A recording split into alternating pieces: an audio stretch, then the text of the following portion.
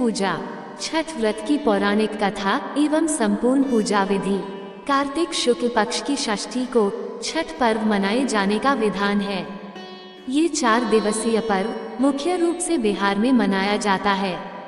कार्तिक मास की अमावस्या को दिवाली मनाने के 6 दिन बाद कार्तिक शुक्ल को मनाए जाने के कारण इसे छठ कहा जाता है। ये 4 दिनों का त्योहार है और इसमें साफ सफाई का खास ध्यान रखा जाता है। इस त्योहार में गलती की कोई जगह नहीं होती। इस व्रत को करने के नियम इतने ज्यादा कठिन हैं, इस वजह से इसे महापर्व और महाव्रत के नाम से संबोधित किया जाता है। कौन है छठी मैया? मान्यता है कि छठ देवी सूर्य देव की बहन है और उन्हीं को प्रसन्न करने के लिए जीवन के महत्वपूर्ण अवयवों में सूर्य व जल की महत्ता को मानते हुए इन्हें साक्षी मानकर भगवान सूर्य की आराधना तथा उनका धन्यवाद करते हुए माँ गंगा, यमुना या किसी भी पवित्र नदी या तालाब के किनारे ये पूजा की जाती है। षष्ठी माँ यानी छठ माता बच्चों की रक्षा करने वाली देवी हैं। इस व्रत को करने से संतान को लंबी आयु का वरदान मिलता है। मार्कंडेय पुराण में इस बात का उल्लेख मिलता है कि सृष्टि की अधिष्ठात्री प्रकृति देवी ने अपने आप को 6 भागों में विभाजित किया है। इनके छठे अंश को सर्वश्रेष्ठ मातृ देवी के रूप में जाना जाता है, जो ब्रह्मा की मानस पुत्री हैं। वो बच्चों की रक्षा करने वाली देवी हैं। कार्तिक मास के शुक्ल पक्ष की षष्ठी को इन्हीं देवी की पूजा की जाती है। शिशु के जन्म के 6 दिनों बाद इन्हीं देवी की पूजा की जाती है। इनकी प्रार्थना से बच्चे को स्वास्थ्य, सफलता और दीर्घायु होने का आशीर्वाद मिलता है। पुराणों में इन्हीं देवी का नाम कात्यायनी बताया गया है, जिनकी नवरात्रि की षष्ठी तिथि को पूजा की जाती है। छठ पर्व का तीसरा दिन सबसे खास होता है, क्योंकि इस दिन महिलाएं 36 घंटों का निर्जला व्रत शुरू करती हैं। संध्या में डूबते सूर्य को अर्घ्य दिया जाता है, तो अगले दिन उगते सूर्य की पूजा होती है।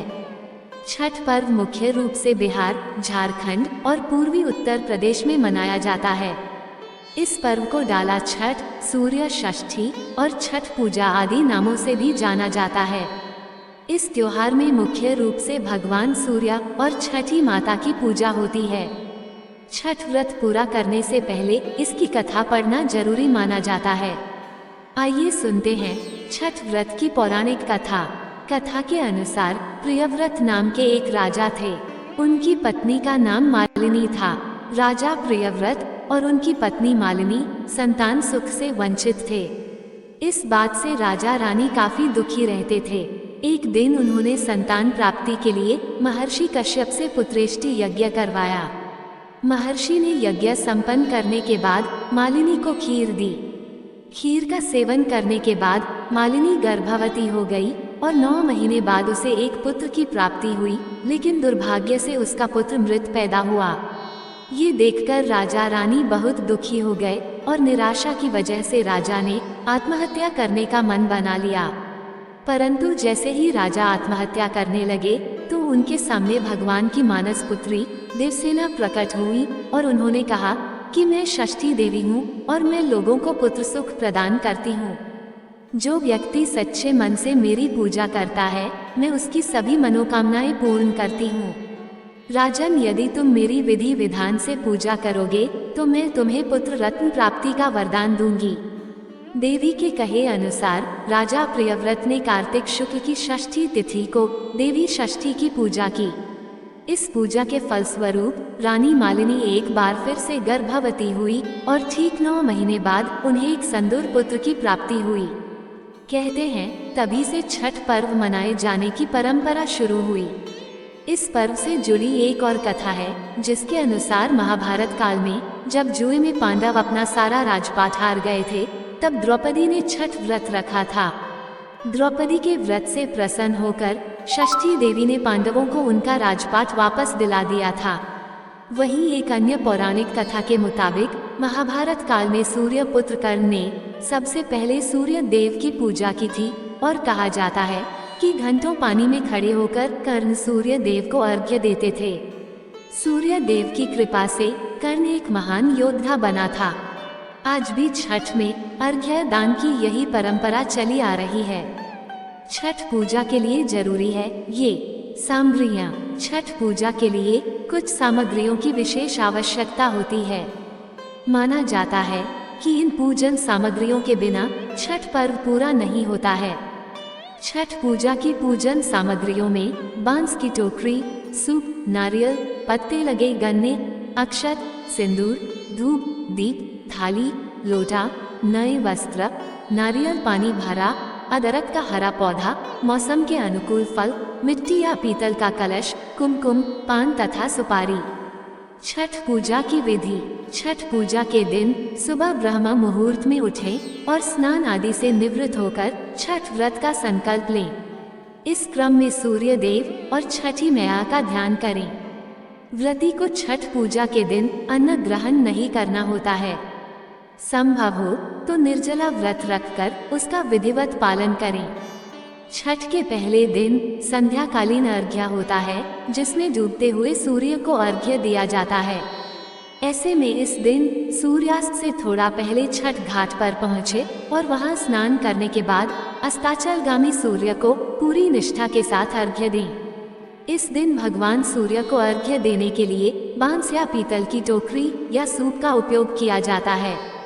ऐसे में बांस या पीतल की टोकरी का इस्तेमाल करते हुए सूर्य देव को अर्घ्य दें। छठ पूजा में जिन टोकरियों या सूपों का इस्तेमाल किया जाता है उसमें फल, फूल, गन्ने, पकवान इत्यादि समेत पूरी पूजन सामग्रियों को अच्छी प्रकार रखें। इसके साथ ही सूप या टोकरी पर सिंदूर लगाएं।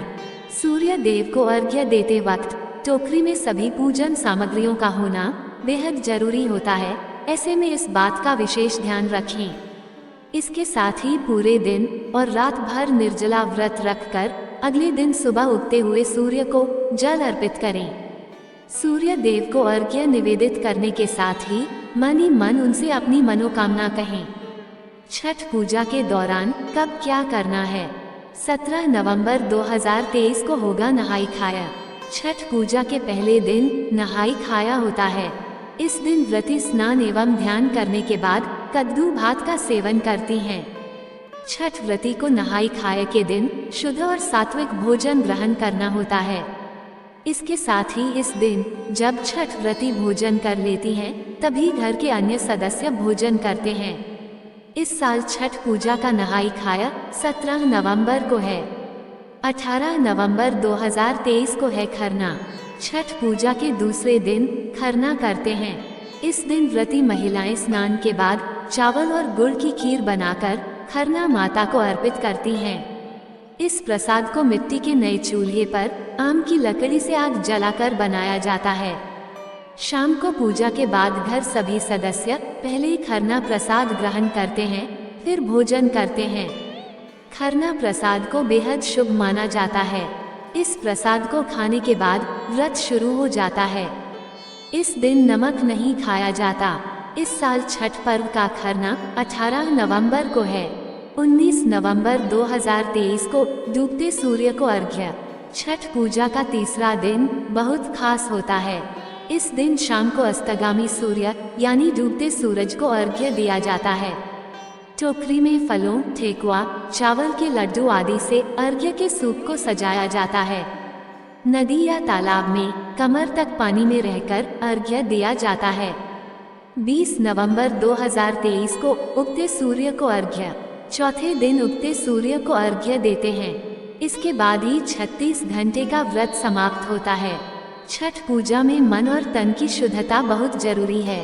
अर्घ्य देने के बाद व्रती प्रसाद का सेवन करके व्रत का पारण करती हैं। दोस्तों, आपको ये कहानी कैसी लगी कृपया कमेंट करके जरूर बताएं। वीडियो पसंद आया हो तो लाइक करें और ऐसी ही और भी बहुत सारी जानकारियों, कथाओं एवं कहानियों को सुनने के लिए चैनल को सब्सक्राइब जरूर करें। धन्यवाद।